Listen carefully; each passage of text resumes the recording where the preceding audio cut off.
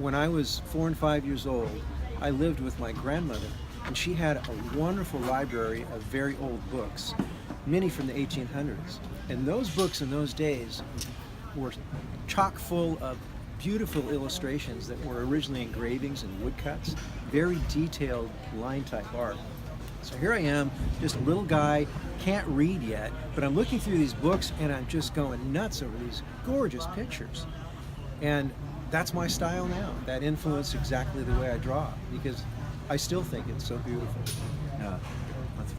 No, I was really focused on sports and chasing girls, and that took all my time until I got into the service. And then when I got out of the service, and I was hustling for food money, as I mentioned, that was when it finally opened my eyes to the world of art and all the positive things that come of it. My goal is to touch people where they want to be touched, not necessarily throw at them pieces of my soul that I want them to accept. So when I approach an art project, I'm thinking from the customer's perspective, and I'm thinking, what would they love to see? What would make them happy in their environment? What would stimulate their thinking? So I'm not like a lot of artists in that respect. Well, as I mentioned, when I got out of the service, I was so poor without a job that this was the only place that I could display my artwork to the public for a really, really cheap fee. And it's still that way.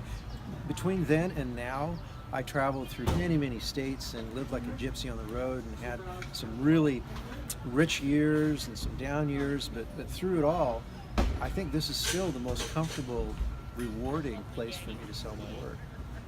Criminals, I've met probably murderers in hiding. I've of course met many lady friends over the years, and I've met some brilliant people, very brilliant, especially among my fellow artists and creators.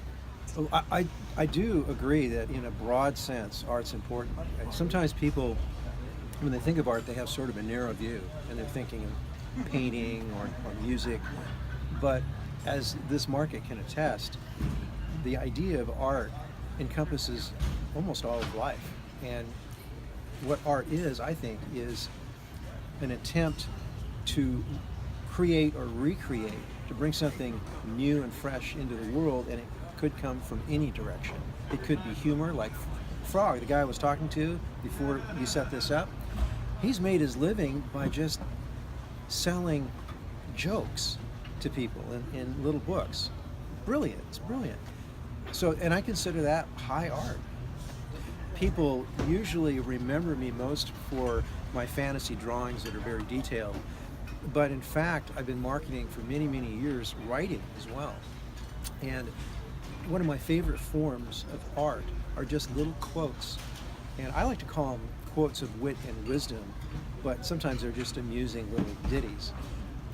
But I just love to do that, and I consider that an important part of my art portfolio, because oftentimes these little sayings give people visions, they give them ideas, they influence their emotions, and it's a different approach than the two-dimensional drawings that I do, but remarkably, a lot of people will keep these little sayings in their minds, and sometimes after I've long forgotten them, some customer will come up and they'll say them to me, and I'll think, gee, that's kind of clever, and then I'll realize, oh, it came out of me.